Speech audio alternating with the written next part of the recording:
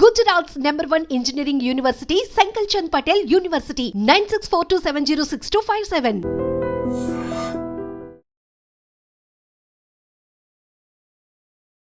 నమస్తే, welcome back to IT media. నేను మీ ఝాన్సీ.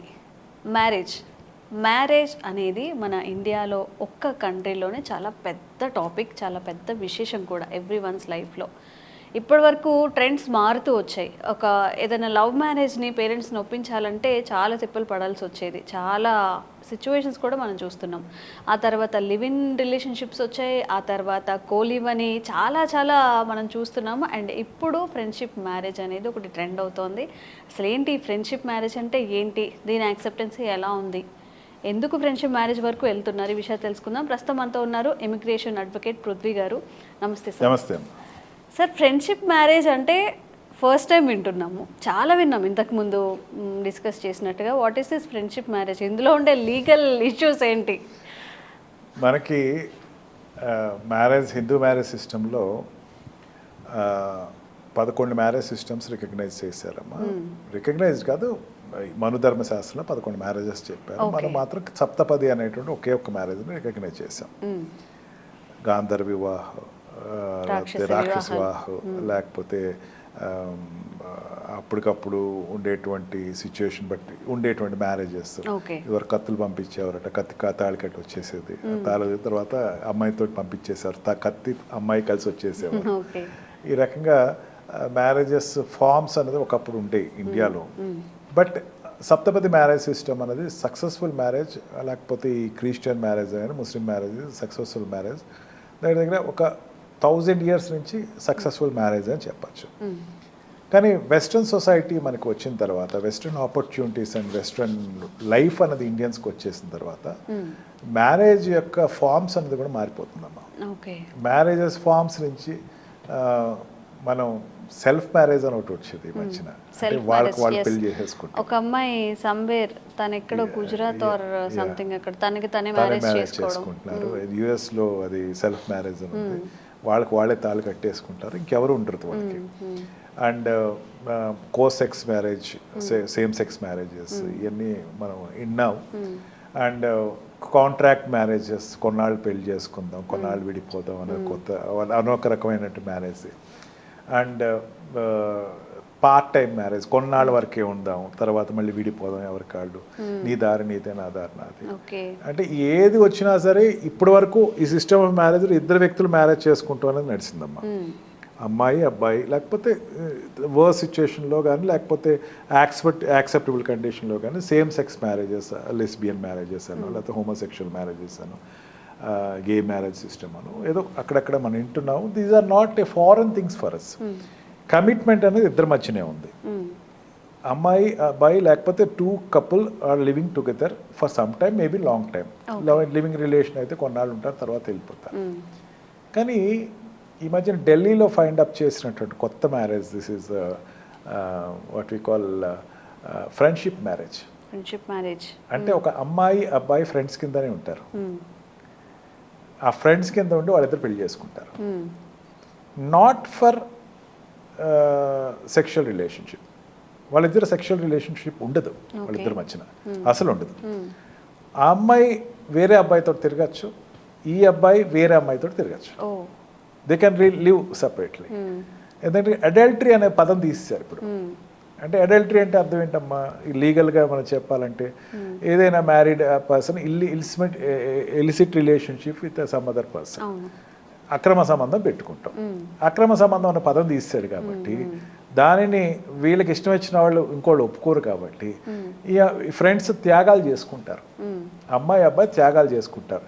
నాకు ఒక బాయ్ ఫ్రెండ్ ఉన్నాడు, ఇంట్లో వాళ్ళు ఒప్పుకోరు. నీకు ఒక గర్ల్ ఫ్రెండ్ ఉంది, నీ ఇంట్లో వాళ్ళు ఒప్పుకోరు. అందుకే నేను మన ఇద్దరం పెళ్లి చేసుకుందాం, కానీ వాళ్ళిద్దరితో కాపురం ఉంటాం. నేను నా బాయ్ ఫ్రెండ్ తోటి నేను కాపురం ఉంటాను, నువ్వు నీ గర్ల్ ఫ్రెండ్ తోటి కాపురం. అండ్ మన ఇద్దరం మ్యారీడ్, సొసైటీ దృష్టిలో మన ఇద్దరం marriage couples. If at all anybody ask, మేము పెళ్లి చేసుకున్నాం కదా అని చెప్తాం. పిల్లలు మాకు పుడతారని చెప్తాం. మాకు అంటే మా ఇద్దరికి కాదు, మాకు బాయ్ ఫ్రెండ్ ద్వారా నాకు, నా గర్ల్ ఫ్రెండ్ ద్వారా. కానీ ఇది ఎంతవరకు వెళ్తుంది సార్ రిలేషన్? ఒకసారి మళ్ళీ వాళ్ళు కలిసి ఉన్న చోట ఎఫెక్షన్ రాకుండా ఉండదు. సపోజ్ వీళ్ళిద్దరికి ఒకళ్ళ మీద ఒకళ్ళు ఎఫెక్షన్ వచ్చిన అప్పుడైనా ఆ రిలేషన్షిప్ పాడైపోతుంది కదా. అసలు దట్ ఈస్ కాల్డ్ కమిట్మెంట్ అమ్మా. అదే కమిట్మెంట్. అక్కడ ఫ్రెండ్షిప్లో రిలేషన్షిప్ ఉండదు. ఫ్రెండ్షిప్లో ఏంటంటే he will not look after or she will not look after ఆ అమ్మాయిని కానీ అబ్బాయిని కానీ వేరే కోణంలో చూడటం. రొమాంటిక్ ఆలోచనలు రావు అన్న వాళ్ళనే పెళ్లి చేసుకుంటారు వీళ్ళు. ఒక్కోసారి మిస్ మ్యాచ్నే చేసుకుంటూ ఉంటారు. అసలు వాళ్ళకి వీడికి సంబంధం ఏంటి అసలు మ్యాచ్ అవ్వట్లేదు అనుకుంటాం కదా, వాళ్ళే చేసుకుంటారు. చేసుకుని ఎవరి లైఫ్లో వాళ్ళు ఉంటారు. ఎందుకంటే పేరెంట్స్ ఒప్పుకోవట్లేదు. పేరెంట్స్ ఆ అమ్మాయి నేను ఎవరో పలానా వాడిని చేసుకుంటా అంటే అసలు వాడు సంబంధం లేదు, అసలు ఆయన చేసుకుంటే నరికేస్తా అంటాడు. ఈ అబ్బాయి పలానా అమ్మాయిని చేసుకుంటా అంటే అసలు వాళ్ళ స్థాయి ఏంటి, మన స్థాయి ఏంటి, అసలు ఎట్టి పరిస్థితి ఇది కాదు అంటాడు. అప్పుడు ఏం చేస్తారంటే సరే అయితే మీ ఫ్రెండ్ కొడుకున్నాడు కదా, చిన్నప్పటి నుంచి మేము కలిసి ఉన్నాం కదా, మీ ఇద్దరం కలిసి మ్యారేజ్ చేసుకుంటాం, అది బాగుంది, మీ ఇద్దరు కలిసి. కానీ వీళ్ళిద్దరి దృష్టిలో కమిట్మెంట్ ఏంటంటే వీళ్ళిద్దరు ఫ్రెండ్స్. ఈ ఫ్రెండ్స్ ఇద్దరు కలిసి మ్యారేజ్ చేసుకుంటారు కానీ they will not have what you call biological relationship. Marriage consummate అవుతుంది. కన్జూమేట్ అవ్వకుండా వాళ్ళు ఏం చేస్తారు, వాళ్ళ గర్ల్ ఫ్రెండ్తో అబ్బాయి గర్ల్ ఫ్రెండ్ తోటి అబ్బాయి ఉంటాడు, ఈ అమ్మాయి బాయ్ ఫ్రెండ్ తోటి ఈ అమ్మాయి. ఇంకా వీళ్ళు క్వశ్చన్ చేయడానికి రీజనింగ్ ఉండదు కదా. మీరెవరు అట్లా చేస్తారు, మీరెవరు మాట్లాడతారు, మా పెళ్ళి మా ఇష్టం, మీకు సంబంధం ఏంటి, మేము డిజైన్ చేసుకున్నాం, పెళ్లి మీరే చేస్తారు, లైఫ్ మేము డిజైన్ చేసుకున్నాం, మీరెవరు మమ్మల్ని డిజైన్ చేయొద్దని చెప్పడానికి ఒక సాకు కోసం అని చెప్పి ఈ కొత్త రకమైనటువంటి మ్యారేజ్. ఇందులో ఎలాంటి రిస్క్స్ లేవంటారా? రిస్క్ ఏంటమ్మా, లీగల్ కాంప్లికేషన్స్ చాలా ఉన్నాయి దీంట్లో.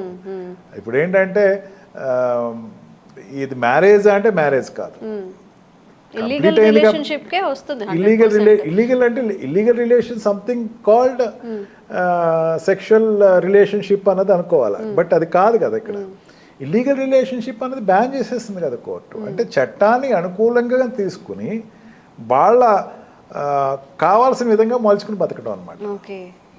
చాలా తెలివైన ఆలోచన, చాలా తెలివైన నిజంగా. అటు పేరెంట్స్ ని ఒప్పించట్లేదు, ఇటు వీళ్ళకి నచ్చిన లైఫ్ ని కూడా ఎంజాయ్ చేస్తున్నారు.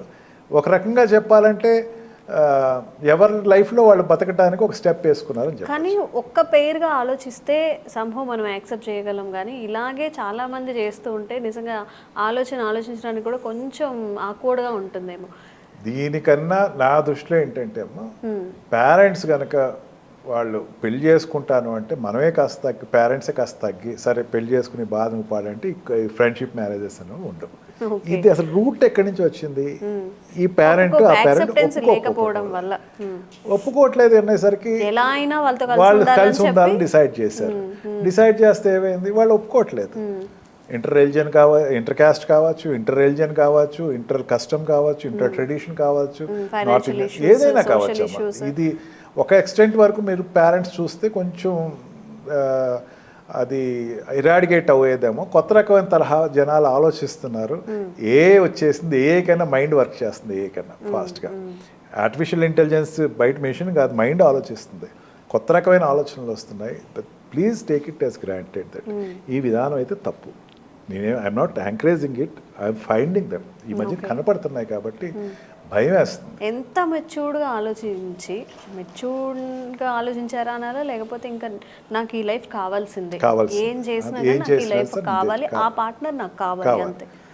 ఓకే, అది దానికి ఇంకా పారామీటర్స్ ఏమి ఉండవు అమ్మ. వాడు ఇంకో పారామీటర్స్ ఏం పెట్టుకోరు.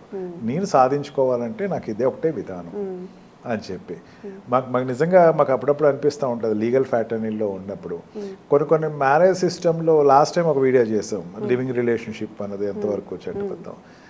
Then I got many phone calls by asking that ఏంటి మీరు ఎట్లా చెప్తున్నారు. సొసైటీలో ఉండే పరిస్థితి చెప్తున్నా, నేనేం చేయట్లేదు, దాన్ని ఏం రిపేర్ చేయలేని నేనేం చెప్పడానికి అవుతుంది. కనీసం సొసైటీలో ఉండేటువంటి లివింగ్ రిలేషన్లో ఉన్న వాళ్ళని ఎటు ఆపలేం కాబట్టి ప్రొటెక్షన్ రైట్స్ కొన్ని చెప్పగలుగుతున్నాము, అందుకని నేనేం చేయలేను. ఇది కూడా అటువంటిది అమ్మ. ప్రొటెక్షన్ రైట్స్ నేను చెప్పగలుగుతున్నాను తప్ప ఝాన్సీయో పృథ్వీయో వచ్చి మార్చే సిస్టమ్ కాదు ఇది. మైండ్ సెట్ మార్చడం. అందుకే దాన్ని కనీసం అట్లా వెళ్లకుండా కాషియస్గా ఉండటం కోసం అనేది అవేర్నెస్ ఇటువంటిది కూడా ఉంటుంది సొసైటీ. తస్మాత్ జాగ్రత్త.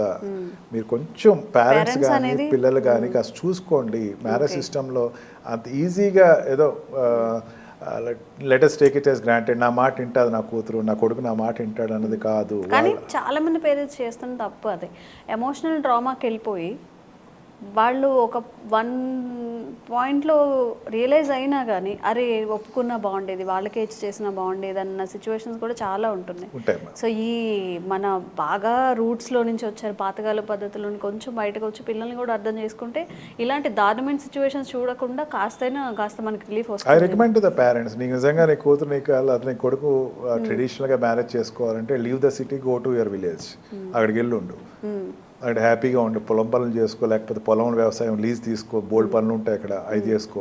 సిటీలోకి వచ్చినప్పుడు ఇట్లాగే ఉండాలి, సిటీలోకి వచ్చినప్పుడు నీ పిల్లవాడు ఇట్లాగే ఉంటాడు, దానికి నువ్వు రెడీ అయ్యి ఉండాలి. లేదా నువ్వు కొట్లాడుకోకూడదు, నువ్వు దెబ్బలాడుకోకూడదు, నువ్వు పిల్లవాడి మీద ఎక్కువ కాన్సన్ట్రేట్ చేయాలి, లేకపోతే మీ అమ్మాయి మీద కాన్సన్ట్రేట్ చేయాలి.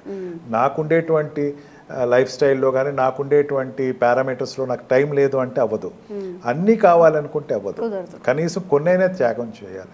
ఆ త్యాగం అన్నది ఏంటంటే నీ పిల్లలతో నువ్వు స్పెండ్ చేసే టైం పెంచుకోవాలా, వాళ్ళ ఆలోచనలో నువ్వు స్థాయి దిగాలి, నీ యొక్క అహం తగ్గించుకొని వాళ్ళ స్థాయికి నువ్వు దిగి వాళ్ళ ఆలోచన కరెక్ట్ చేయడానికి ట్రై చేయాలి. ఇప్పుడు ఇదే అనుకుందాం, ఈ మ్యారేజ్ సిస్టమ్ అనుకుందాం, నువ్వు ఏబుల్ టు సే, నువ్వు కష్టం చెప్పు, నీ చుట్టాలను పిలువు, ఇంటికి పిలిచి కూర్చోబెట్టి వాళ్ళతో మాట్లాడచ్చు, వాళ్ళ కజిన్స్ తోటి ఇంటరాక్షన్ పెంచు. అంతేగాని మా పిల్లలండి ఎవరింటికి వెళ్ళరండి, మా పిల్లోడండి ఎవరింటికి రారండి, పంపించి వచ్చిన తలిపేసేసి కూర్చుంటాడండి, ఇవి చాలా తప్పు. అటువంటి బయటకు వెళ్ళి చాలా చేస్తూ ఉంటారు, అవన్నీ వీళ్ళ పేరెంట్స్ కి తెలియాలి. అందుకని ఏంటంటే ఎప్పుడు కూడా జాయింట్ ఫ్యామిలీస్ విచ్ఛిన్నం అయిన తర్వాత ఇటువంటి ఇంకా దారుణాలు ఇంకెన్నో వస్తాయో అని చెప్పేసి భయపడేటువంటి పరిస్థితి వచ్చింది.